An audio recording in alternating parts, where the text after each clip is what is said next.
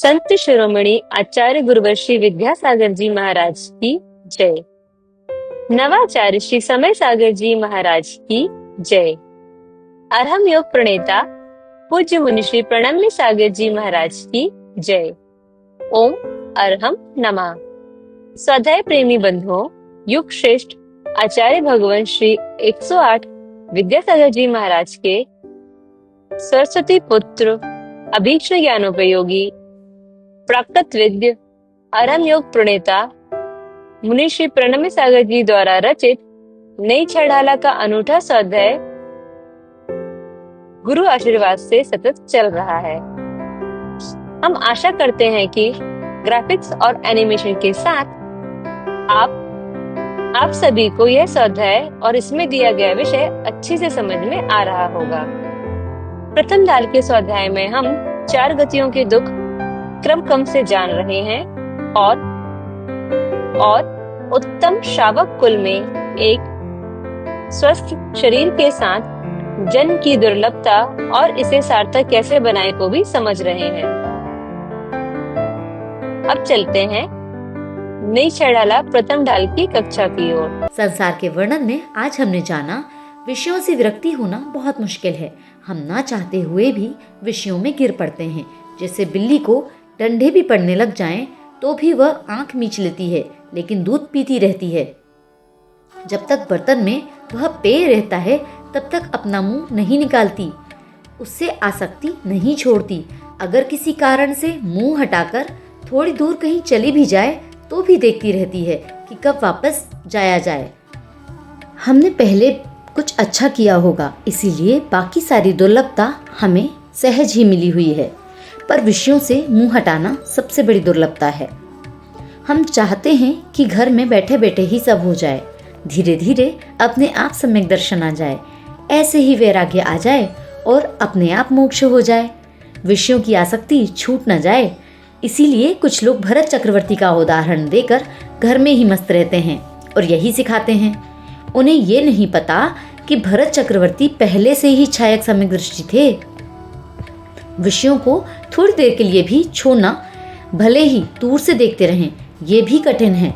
दूर से देखने की इच्छा भी नहीं करना और कठिन है।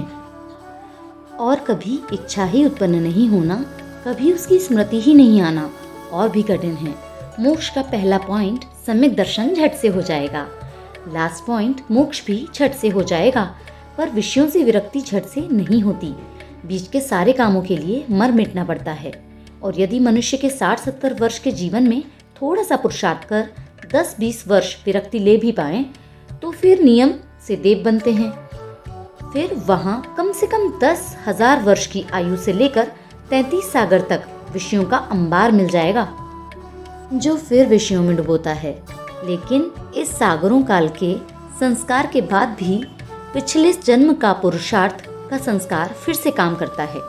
इसीलिए वह प्राणी बिना किसी से कुछ सीखे हुए भी अपने आप फिर से उन विषयों से दूर हटने लग जाता है। हमने जाना विरक्ति छोड़कर आंख बंद करके भी आशा उत्पन्न हो सकती है, क्योंकि आशा मन की तृष्णा है और तृष्णा आत्मा का संस्कार है जो आंख बंद करके भी आएगा। सुख चाहने की इच्छा हमेशा होती है, पर साधक अपने मन को मारता है, बैठकर खड़े होकर कायोत्सर्ग में साधता है, तब कहीं कुछ भीतर से मिटता है। बाहुबली भगवान भी 1 वर्ष तक खड़े होकर यही करते थे। सुख की कभी इच्छा ही नहीं हो, इसमें वर्षों लग जाते हैं। यह एकदम से नहीं होता है। 3 लोक में 4 हैं, मंगल शरण श्रेष्ठ, अरहत सिद्ध व साधु गण, धर्म जैन जग ज्येष्ठ। तीर्थंकर जिन देव की, जिन वाणी को ध्याय, सार्वधर्म संक्षेप से, कहूँ चित्त हुलसाए। जैसे अभी पढ़ा जा रहा था, आसाम न जो पोखदी सक्ष दिट्ठी, सोखेण वंशा हय दोष मूलम विराय भावम भरहे विसल्लम तम गोमटेशम पड़मामि निच्च। ये गोमटेश क्या कर रहे हैं खड़े खड़े 1 साल से? क्या कर रहे हैं खड़े खड़े? जैसे तैसे विषय विरक्ति हो गई। अब भी यही आसाम न जो पेखदी सच्छ दिट्ठी, अब वह स्वच्छ दृष्टि, सम्यक दृष्टि, वह निर्मल छायक दृष्टि वाला जीव अब आशा न देखे। आशा हो सकती है आंख बंद करके भी, क्योंकि आशा मनुष्य की तृष्णा है और तृष्णा आत्मा का संस्कार है, वो आंख बंद करके भी आएगा। तो उस आशा को उत्पन्न होकर के भी उसे नष्ट करते रहना। सोखेण वंशा, उस आशा से वांछा उत्पन्न होगी सुख में, थोड़ा सा सुख मिल जाए। सुख हमेशा चाहने की इच्छा होती है। अगर खड़े हो आप 1 घंटे से, तो बैठने की इच्छा भी सुख की इच्छा होगी। क्या सुन रहे हो? ये भी क्या है?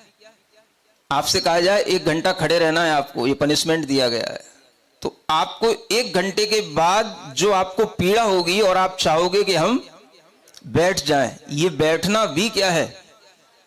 सुख की इच्छा है। जो बाहुबली खड़े हैं उन्हें भी इच्छा होती होगी, लेकिन फिर भी वो अपने मन को नहीं बैठना, खड़े ही खड़े केवल ज्ञान लूंगा। फिर मन में कोई भाव उत्पन्न हुआ नहीं, ये आर्त ध्यान है, शुभ ध्यान करना है। ये भीतर भीतर हर साधक अपने मन को इस तरह से मारता है, अपने मन को इस तरह से साधता है, घंटों नहीं वर्षों साधता है। एक स्थिति में बैठ करके, खड़े होकर के कायोत्सर्ग से साधता है, तब कहीं कुछ सधता है, तब कहीं कुछ सत्ता है, तब कहीं कुछ हटता है, तब कहीं कुछ भीतर से मिटता है। ये बहुत कठिन काम है। इसलिए एक बार भी अगर कोई बाहर से अपना मुंह भी हटा लेता है, उस बर्तन से मुंह भी हटा ले, ये भी कठिन काम है। और मुंह हटाने के बाद फिर उस ओर मुंह ना लगाए, मुंह ना हो, ये बहुत और कठिन काम है। और फिर कभी भी उस तरफ मुंह करने की याद ना आए, स्मृति ना आए, आशा ना उत्पन्न हो, उस सुख की इच्छा ना हो, इस काम में वर्षों लग जाते हैं। एक दिन में नहीं होता। जो सोचे बैठे रहते हैं लोग, भरत चक्रवर्ती, बस जहां देखो तहां भरत चक्रवर्ती, जो कठिन काम है उसी में भरत चक्रवर्ती पिरो देते रहते। बस इतना गुस्सा आता है जब ये भरत चक्रवर्ती को उदाहरण देते हैं। वो गुस्से का कारण यह है कि जन्म से मैंने ये सुन रखा है, मतलब मेरे साथ भी घटना घटी है। जब अपने अंदर भी कुछ ऐसा ही भाव आता था, भाई इससे हटें, दूर हटें, तो जैसे ही लोगों को पता पड़ा तो लोग समझाने आ गए। बस एक ही उदाहरण, गजब करते हो यार, मैंने तो कभी सुना ही नहीं है क्या भरत चक्रवर्ती, भरत चक्रवर्ती, और एकदम से समझाने वालों का ढेर लग गया। हर कोई बस भाई भरत चक्रवर्ती घर में रह के, भरत चक्रवर्ती घर में रह के, मुझे क्या पता भरत चक्रवर्ती घर में रह के क्या किए, मैंने तो कोई जाना ही नहीं भरत चक्रवर्ती को। मैं तो अपने मन की जान रहा भाई, अपने को इससे हटना। तो मुझे कोई भरत चक्रवर्ती के उदाहरण से फर्क नहीं पड़ा, लेकिन जब बाद में समझा कि ये क्या बला है भरत चक्रवर्ती, तो अब समझ में आता है ये क्या बला है भरत चक्रवर्ती। तो वो चल रहा है पैटर्न, एक ही बस उदाहरण है दुनिया में, बस घर में बैठ के धर्म करने का, हाँ, सबको सहारा देने का भरत चक्रवर्ती। बाहुबली का नाम मत ले लेना, हाँ, क्योंकि वो तो बहुत कठिन काम है। 1 वर्ष तक खड़े रहे, उनका तो बस नहीं चलता ना, उन्हें द्रव्यलिंगी भी कह देंगे। कौन? सुन रहे हो ना?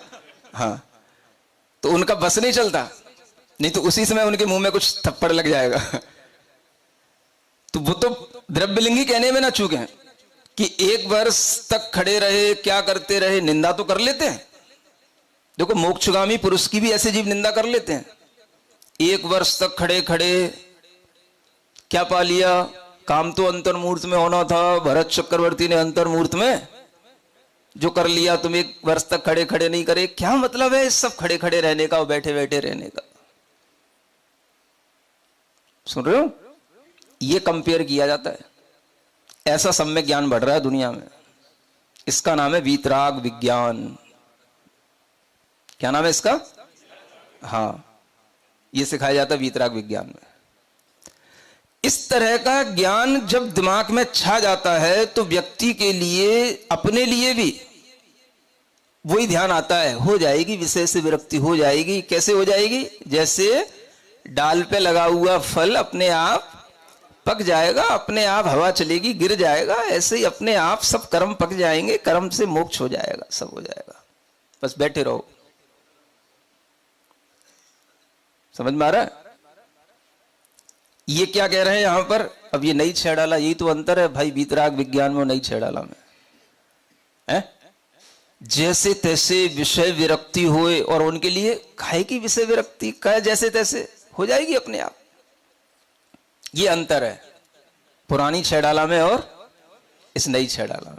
इसलिए तुम्हें भी अच्छी लगे कोई जरूरी नहीं है, लेकिन क्या करें, अच्छी लगे ना लगे हमें इससे मतलब नहीं है। हमें तो वो खरी बात बोलनी है जो अच्छी बात आचार्यों ने कही है।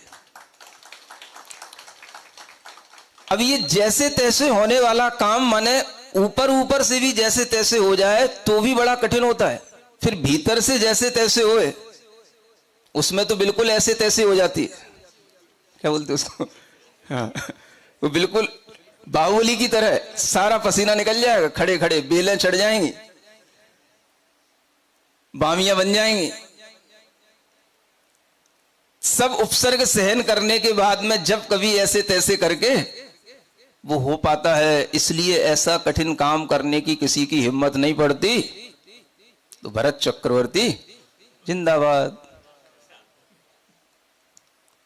समझ आ रहा है? बाहुबली के गान गाएंगे तो फंस जाएंगे। इसलिए कौन पढ़ता है ये तम गौमटे संपड़ मामिनिच है? तो ये बाहुबली के गाने गाना भी, इनका भी स्तुति करना भी अपने आप में एक कठिन काम है। क्योंकि स्तुति करोगे तो उस ओर दृष्टि जाएगी। आसामण जो पेखदी स्वच्छ दृष्टि, उन्हें भी स्वच्छ दृष्टि कहा जा रहा है, लेकिन वे भी अपने अंदर क्या पुरुषार्थ कर रहे हैं? अब विषय तो हट गए, लेकिन कोई भी इच्छा उत्पन्न ना हो जाए। अब वो इच्छा कौन सी? 1 महीना हो गया खड़े खड़े, थोड़ा बैठ जाऊं, चींटियां काट रही हैं, बेलें चढ़ रही हैं, थोड़ा सा हटा करके शांति ले लूं। तो ये क्या है? ये भी विषय तृष्णा है, स्पर्शन इंद्रिय की तृष्णा है। ये भी क्या मिल जाएगा अगर शांति से अगर उनको हटा भी दोगे तो तृष्णा ही बढ़ेगी, क्या मिल जाएगा? ऐसा सोच करके बाहुबली ने न बेल हटाई न चींटियां हटाई, और वह अपने अंदर किसी भी तरह से स्पर्शन इंद्रिय के सुख की भी इच्छा ना हो जाए तो तुरंत उसको है दोष मूलम, ये कहां से दोष उत्पन्न हो रहा है उसको मूल से नष्ट करना, ये विचार आने लग जाता है। ये दोष कहां से आ रहा है? ये इंद्रिय की आसक्ति का भाव कहां से उत्पन्न हो रहा है? किस कारण से उत्पन्न हो रहा है? उस संस्कार को मिटाना, उस पर वार करना, ये अंतरंग में निरंतर चलता रहता है। तब जाकर के जस तस विषय विरक्ति होए वाला ये सूत्र फिट बैठता है। मरण समाधि सुदुर्लभ, ऐसे करते करते करते करते साधना करते करते वह समाधि, मरण समाधि होती है, वह बहुत दुर्लभ होती है। कौन सी समाधि? मरण समाधि। मरण किसी भी तरह का कष्ट हो और कष्टों को जीतते जीतते भी वह उस पर ध्यान न दे, मन को आत्मा में, धर्म ध्यान के भावों में लगाए रखे। सुनते हो आजकल कैंसर के कितने रोग होते हैं? First stage, second stage, third stage तक तो अपन सब कीमो वीमो सब करवाते रहते हैं। उन कीमो में भी कितनी बेचैनी, कितना कष्ट होता है, कितनी गर्मी दी जाती है, कितना व्यक्ति को पीड़ा पहुंचती है, वो सब सहन करना पड़ता है क्योंकि जीना है। और इतना सब कुछ होने के बाद भी जब कभी वह फोर्थ स्टेज पर पहुंच जाता है, कभी कभी लास्ट स्टेज पर पहुंच जाता है, तब क्या होता है? शारीरिक पीड़ा तो एक्सट्रीम होती है। अब मन की पीड़ा को कहीं थोड़ा सा संभाल पाए, रोक पाए, ये अपने आप में बहुत बड़ा पुरुषार्थ होता है। ऐसा नहीं है कि लोग कर नहीं पाते, होता नहीं है। पिछले वर्ष जयपुर में वर्षा योग के काल में एक व्रती बहन थी, समझ आ रहा है, और उसको कैंसर था और उसने सल्लेखना का संकल्प लिया और इतनी आसानी से वह सब साधना करती गई, इतनी आसानी से उसकी अंदर पीड़ा होती थी, मुंह में छाले थे, मुंह में कैंसर था और वह कुछ भी लेने में करने में पीड़ा होती थी, दुख होता था, लेकिन फिर भी रोजाना दर्शन करने का भाव, रोजाना अर्घ चढ़ाने का भाव, रोजाना संबोधन पाने का भाव, यह भाव नहीं छूटता था। सुन रहे हो? ये कौन सी इच्छा है, ये कौन सी तृष्णा है? अब अगर हम यहां पर एक साइकोलॉजी का एक कॉन्सेप्ट फिट करें कि जैसे लोहा लोहे को काटता है, ऐसे ही अगर हमें तृष्णा मिटानी होगी तो ये तृष्णा ही तृष्णा को मिटाएगी। इस तृष्णा को मिटाने का और कोई साधन नहीं है। एक विषय तड़ना और एक धर्म तड़ना, धम्म तड़ना, एक विषय की तृष्णा और एक धर्म की तृष्णा। विषय की तृष्णा को मिटाने के लिए भी धर्म की तृष्णा उत्पन्न करनी पड़ती है, और जब धर्म की तृष्णा उत्पन्न हो जाती है तो विषय की तृष्णा उसके ऊपर हावी नहीं हो पाती, और जब हावी नहीं हो पाती तभी वह मरण समाधि मरण हो जाता है। उसी का नाम है समाधि मरण। उस बहन का जिस तरह से मरण लोगों ने देखा, आश्चर्यचकित थे लोग। कैंसर होते हुए भी, पीड़ा होते हुए भी, कई दिनों से उपवास आदि की साधना के साथ भी कोई बेचैनी नहीं होते हुए भी अंत तक, जो आप लोग ये गाना गाते हो ना कि मेरा अंतिम मरण समाधि है, या जब प्राण तन से निकले, है ना, तो आपका गोद में मेरा सिर हो, इस तरह का जो कुछ भाव गाते हो ना, ये है ना, तुम्हारे सामने सामने मेरी अंतिम सांस निकले, ऐसा भी कुछ सुनने में आता है? तो वो चीज उसके साथ हुई। सामने सामने बैठे बैठे देखते देखते उसकी अंतिम श्वास निकली और उसे कोई कष्ट नहीं हुआ और उसका समाधि मरण हुआ। तो यूं नहीं कि आज कुछ होता नहीं है, आज भी होता है। करने के लिए थोड़ा सा हिम्मत चाहिए।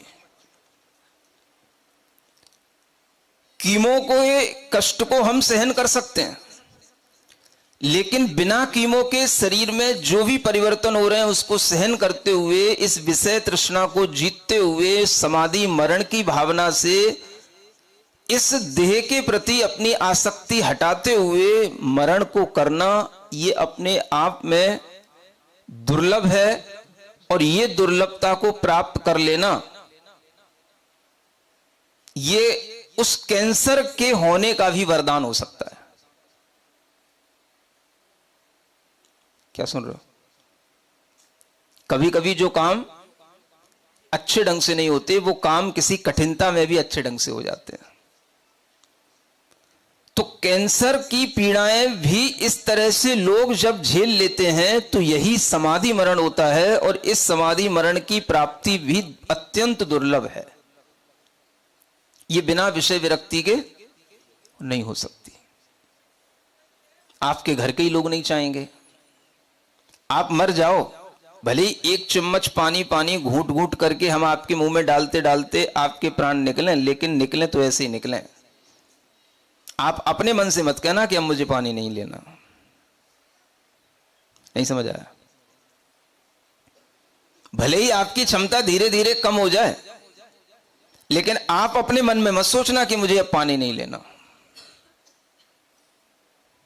सुन रहे हो? ये आसपास अपने जो घर के लोग होते हैं वह किसी भी तरीके से मेरे इस फैमिली मेंबर को कोई कष्ट ना हो जाए, तुम हाथ डाल के भी उसके भीतर कोई कष्ट रोक लोगे क्या? उस कैंसर की पीड़ा का कष्ट तो उसको सहन करना ही है, वो तो होगा ही। अगर ये कुछ हो जाता है मरण समाधि दुर्लभ जो है, तो ये पीड़ा जो आज भोगी जा रही है, ये कभी फिर अगले जन्मों में जन्म जन्म तक इस पीड़ा का सामना करना ही ना पड़े, अगर एक बार इस समाधि मरण की साधना का, इस पीड़ा का अभ्यास करके शरीर को छोड़ा जाए तो। लेकिन ये हिम्मत हो नहीं पाती। आज कितने ही कैंसर पीड़ित पेशेंट आते हैं, लेकिन वह कभी भी इस तरह का अपने शरीर की अंतिम स्थिति को देख करके भी ऐसा भाव नहीं बना पाते कि हम कैसे कैसे इस साधना को बढ़ाएं, कैसे कैसे हम इस शरीर से अपने ममत्व को छोड़ें। या तो वो लोग गलत धारणाओं में जीते हैं, उनके फैमिली मेंबर कुछ डरे हुए रहते हैं, गलत धारणाओं में जीते हैं कि भाई इनके लिए कुछ एकदम से सब छुड़ा दिया जाएगा, इन्हें कुछ खाने पीने नहीं दिया जाएगा। ये सब गलत धारणा है। समाधि मरण में भी सब कुछ दिया जाता है, क्रम क्रम से सब कुछ कम किया जाता है, लेकिन अदवा तदवा कुछ नहीं होता है। जितना उसके लिए उपयोगी होता है, जितना उसकी बॉडी एक्सेप्ट करती है, उतना उसको दिया जाता है। आप मुंह में ज्यादा देंगे तो रोग ज्यादा बढ़ेगा, जल्दी बढ़ेगा, और जल्दी बढ़ेगा तो वह जल्दी आयु खिरेगी। तो मुंह में ये भी हो जाता है। हम सोचते हैं कि संलेखना में जल्दी आयु खिर जाती है, मैं कहता हूं आपके मोह के कारण से जल्दी आयु खिर जाती है। जब उस बहन का समाधि मरण देखा तो कितने महीने, 45 दिन तक बिना किसी भी चीज को खाए, मात्र जल लेकर के, और बीच बीच में कई उपवास करते हुए सिर्फ जल से उसने 45 दिन निकाल लिए। सुनते हो? आपको कठिन लगता है, लेकिन अगर वही चीज खा पी करके तरह तरह की और दवाइयां भी खिला करके अगर आप निकालोगे तो आप इतने दिन तक नहीं जला पाते। ये धारणाएं हमारी गलत बनी हुई हैं। हमें कोई भी जैनिज्म का कॉन्सेप्ट पॉजिटिव नहीं लग रहा है, और हम अपने आप को सम्यक ज्ञानी कह रहे हैं, वीतराग विज्ञानी कह रहे हैं। ना तो हमें यह कॉन्सेप्ट पॉजिटिव लग रहा है कि यह सही कहा गया है, जस तस विषय विरक्ति होए, और इसके आगे का कॉन्सेप्ट तो बिल्कुल ही समझ में नहीं आता है कि मरण समाधि होए। समझ में आ रहा है? और हम कहते हैं हम सम्यक ज्ञानी हैं, आत्मानुभवी हैं, वीतराग विज्ञान जानने वाले हैं, आत्मा की बात करने वाले हैं। हमारी समझ में नहीं आता आप कैसी बातें करते हैं। हम आपकी कभी प्रशंसा नहीं कर सकते। आपको कुछ ईर्ष्या होगी महाराज, आप कह सकते हो। ईर्ष्या अलग चीज होती है, और गुण और दोषों का विभाजन करके गुणों की प्रशंसा करना, यह सम्यक दृष्टि जीवों का काम होता है। तो सम्यक दृष्टि जीव हमेशा गुणों की प्रशंसा करेगा। अगर आपकी हम प्रशंसा नहीं कर सकते तो इसका मतलब यह नहीं कि आपसे ईर्ष्या है। आप जबरदस्ती अपने आप को गुणी बना रहे हैं, और आपके अंदर कोई गुण है नहीं है। और सबसे बड़ा दोष यही है कि आपने अपने आप को गुणी मान लिया है। यह सबसे बड़ा घमंड, आपका सबसे बड़ा दोष। और जो चीजों पर आपका श्रद्धान होना चाहिए, उन चीजों पर आपका कोई श्रद्धान नहीं है। आत्मानुभव के बिना सम्यक दर्शन नहीं होता। कोई नहीं कहेगा कि समाधि मरण के बिना सम्यक दर्शन नहीं होता। जितना कुछ आचार्यों ने लिखा है, चाहे तत्वार सूत्र में पढ़ लो, हर तरह से श्रावक के लिए भी लिखा है और साधुओं के लिए भी लिखा है। समाधि मरण की उपादेयता अपने आप में मनुष्य जीवन की सबसे बड़ी सार्थकता कही गई है, और इसको नकारना, इसको नहीं स्वीकारना, इसके ऊपर क्वेश्चन मार्क लगाना, यह अपने आप में सम्यक ज्ञानी का काम कैसे हो सकता है। तो तीर्थंकरों के द्वारा दिया गया कोई भी तरीके का अपना ये जो सिद्धांत है, इस सिद्धांत को जब तक हम स्वीकार नहीं करेंगे, हम सम्यक ज्ञानी कैसे हो सकेंगे। इसलिए यह सीखना जरूरी है। इस विद दुर्लभ है संज्ञान, इस तरह का यह संज्ञान माने यह सम्यक ज्ञान दुर्लभ है। सुन रहे हो? वीतराग विज्ञान सुलभ है, सम्यक ज्ञान दुर्लभ है। नहीं समझ आ रहा? बोलो तो क्या कह रहा हूं? हाँ, वीतराग विज्ञान सुलभ है, बहुत जल्दी समझ में आ जाएगा आपको। यह सम्यक ज्ञान दुर्लभ है, ये ज्ञान भी दुर्लभ है, ये भी समझ में आ जाए आपको।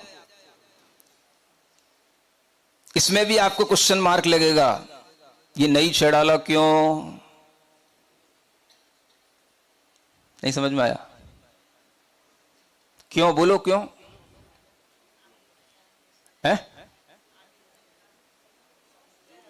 वीतराग विज्ञान की सुलभता में जो लोग रच पच रहे हैं, उनके आगे सम्यक ज्ञान रखने के लिए ये नई छेड़ डाला है। वीतराग विज्ञान सुलभ है, वो दुर्लभ चीज नहीं है, ये सम्यक ज्ञान दुर्लभ है जो यहां बताया जा रहा है। इस क्यों का उत्तर ये देना है आपको। सुन रहे हो ना? हाँ,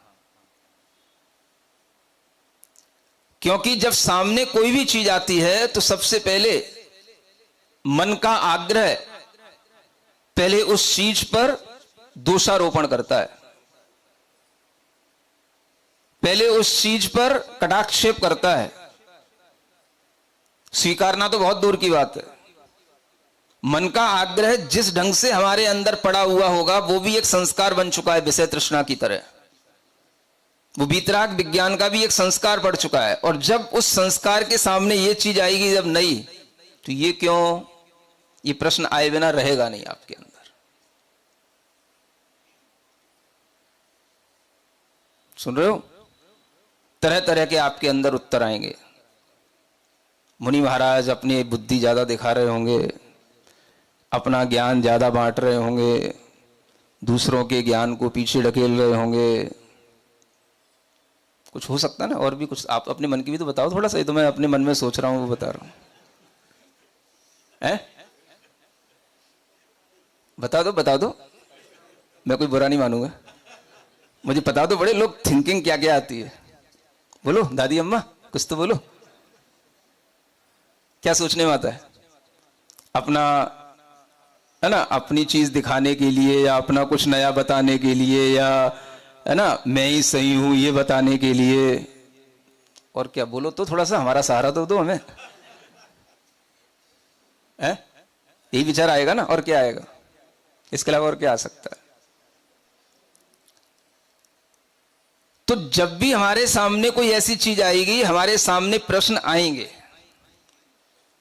क्योंकि वो भी हमारे संस्कार में पड़ा हुआ है। और इस तरह की चीजों को एक्सेप्ट करना, इसको समझना, इसको समझाना, इसको स्वीकार करना कि हां, अगर हमें सम्यक ज्ञान की बात करना है तो किसकी बात?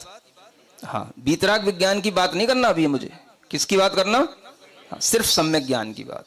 संज्ञान माने सम्यक ज्ञान। पहले सम्यक ज्ञानी बनो। वीतराग विज्ञान बहुत बात की बात है। कष्ट तो इसी बात का है, और विपरीतता इसी बात की है कि जो चीज बहुत बाद में प्राप्त होनी है, वो आपने पहले ही प्राप्त कर ली। इसलिए अब कुछ भी आपके साथ नया घटित नहीं हो सकता। तो पहले क्या होना चाहिए था? सम्यक ज्ञान। और हम पहले क्या लिया है? वीतराग विज्ञान।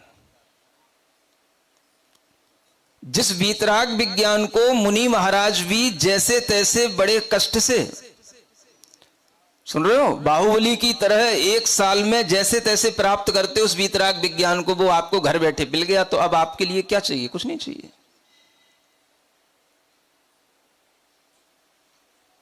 तो क्या दुर्लभ है? कौन सी शैडाला दुर्लभ है? समझ आ रहा है? ये सीखना है। इस विध दुर्लभ है संज्ञान, और अगर ये संज्ञान नहीं हुआ, ये दुर्लभता ज्ञान में नहीं आई, तो बिन विचार पशु मनुज समान। पशु और मनुज दोनों समान है। ओम अरहम नमः। आइए आज की कक्षा का क्विक रिवीजन कर लेते हैं। हमने जाना विषयों से विरक्ति होना बहुत कठिन है, लोग इसे छोड़ना नहीं चाहते, इसीलिए कहते हैं कि अपने आप सब हो जाएगा। वे बाहुबली भगवान की भी निंदा कर लेते हैं कि जो काम भरत चक्रवर्ती अंतर मुहूर्त में कर लिए, उसके लिए वे 1 वर्ष तक खड़े रहे, लेकिन भीतर से विषयों की इच्छा ही नहीं होना, इसमें पसीना निकल जाता है। बाहुबली भगवान को खड़े खड़े महीनों हो गए, चींटियों ने काटा, बेलें चढ़ी, लेकिन वे वैसे ही रहे। बैठ जाऊं, बेल हटा लूं, यह भाव भी स्पर्शन इंद्रिय की तृष्णा है। वे देखते हैं कि इंद्रिय की आसक्ति का भाव किस कारण से उत्पन्न हो रहा है और उस संस्कार पर वार करते हैं। यह साधक के अंतरंग में निरंतर चलता रहता है। ऐसे साधना करते करते, कष्टों को जीतते जीतते भी उन पर ध्यान ना देते हुए मन को आत्मा में धर्म ध्यान में लगाए रखें, तब जाकर समाधि मरण होता है। शारीरिक और मन की पीड़ा को संभाल पाना बहुत बड़ा पुरुषार्थ होता है। मुनिश्री ने एक व्रती बहन का समाधि मरण करवाया था, जिन्हें मुंह में कैंसर था, पीड़ा थी, लेकिन फिर भी उनका रोजाना दर्शन करने का और संबोधन पाने का भाव नहीं छूटता था। इसे धर्म की तृष्णा कहते हैं। विषयों की तृष्णा मिटाने के लिए धर्म की तृष्णा उत्पन्न करनी पड़ती है। हम कीमो के कष्ट को तो सहन कर लेते हैं, लेकिन बिना कीमो के शरीर में परिवर्तन को सहन करते हुए, शरीर से आसक्ति हटाते हुए समाधि मरण करना दुर्लभ है। लेकिन यदि एक बार पीड़ा भोग ली, तो फिर जन जन तक इस पीड़ा का सामना नहीं करना पड़ेगा। फैमिली मेंबर्स को लगता है कि समाधि मरण में उनके लिए एकदम से सब कुछ छुड़ा दिया जाएगा, इन्हें कुछ खाने पीने को नहीं दिया जाएगा, पर समाधि मरण में भी जितना उनके लिए उपयोगी होता है उतना सब दिया जाता है। उससे जल्दी आयु नहीं खिरती, बल्कि मोह के कारण जल्दी खिरती है। उन बहनों ने जल और उपवास के साथ 45 दिन निकाल दिए थे। हम खिलाते पिलाते और दवाइयों से इतने दिन भी नहीं जिला पाते। यह हमारी गलत धारणाएं बनी हुई हैं। हमें जैनिज्म का कोई भी कंसेप्ट पॉजिटिव नहीं लगता, और हम खुद को सम्यक ज्ञानी कहते हैं, वीतराग विज्ञानी कहते हैं। समाधि मरण करना मनुष्य जीवन की सबसे बड़ी सार्थकता कही गई है। तीर्थंकरों के दिए गए सिद्धांतों को स्वीकार करने पर ही हम सम्यक ज्ञानी होंगे। इसीलिए सम्यक ज्ञान के लिए यह नई छह डाला है। कुछ भी नई चीज आने पर हमारे मन का आग्रह पहले उस पर दोषारोपण करता है। यह भी विषय तृष्णा की तरह हमारा संस्कार बन चुका है। हमें पहले सम्यक ज्ञानी बनना है। वीतराग विज्ञान बहुत बात की बात है। उसे तो मुनि महाराज भी जैसे तैसे बड़े कष्ट से प्राप्त करते हैं। इस संज्ञान के बिना पशु और मनुष्य दोनों समान हैं। तो चलिए अब हम चिन्वाणी स्तुति करते हैं, तत्पश्चात समय होगा आज के सवाल का।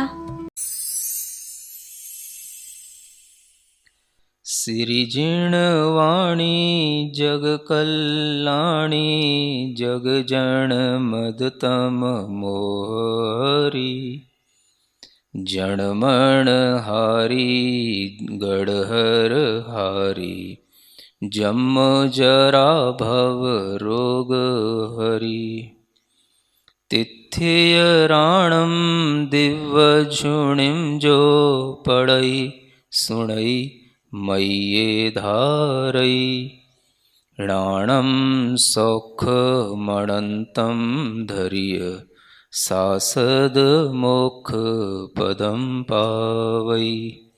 सासद मोक्ष पदम पावै। हम सभी को अपने पुण्य की अनुमोदना करनी चाहिए, क्योंकि जिन मुनिराज ने इस ग्रंथ की रचना की, उन्हीं के श्रीमुख से इसका स्वाध्याय करने का सौभाग्य हमें प्राप्त हुआ है, जो अपने आप में दुर्लभ है। तो आपके मन में जितने भी प्रश्न उठे, उनको अपने तक रोके नहीं, हमारे माध्यम से मुनिश्री तक पहुंचाएं और समस्त शंकाओं का समीचीन समाधान पाएं। अपने प्रश्नों को अंक के माध्यम से हम तक पहुंचाएं। आप सभी को हर कक्षा में मिलेगा अभ्यास प्रश्न, जिसके माध्यम से आप अपने ज्ञान को प्रगाढ़ बनाएं। आज का सवाल, जिसमें पुरस्कार जीतने का सुअवसर पाएं और अपने ज्ञान को नए आयामों तक पहुंचाने के लिए स्पेशल एक्टिविटीज में पार्टिसिपेट करें, जो आपको सप्ताह में एक बार अवश्य मिलेंगी। तो देर किस बात की, आज ही अपने बच्चों को, मित्रगणों को और परिवारजनों को इससे जोड़ें और अपना और उनका पुण्य बढ़ाएं। इस स्वाध्याय में अपनी चंचला लक्ष्मी का उपयोग करके प्रणम्य वाणी देवदूत बनने के लिए इस नंबर पर संपर्क करें 9310781008। नई छह डाला आज का सवाल प्रतियोगिता में आप सभी का स्वागत है। आज का सवाल है, रिक्त स्थान की पूर्ति कीजिए। जस तस विषय विरक्ति होए, डैश सुदुर्लभ जोए। उत्तम कुल, उत्तम देश, निरोगी काया, मरण समाधि। कल के सवाल का सही उत्तर है सम्यक दृष्टि। आप अपना जवाब हमें कल शाम 5 बजे तक भेजें। 3 भाग्यशाली विजेताओं को मिलेंगे आकर्षक उपहार। अपना जवाब भेजने के लिए लिंक पर जाएं या QR कोड स्कैन करें। ओम अरहम नमः।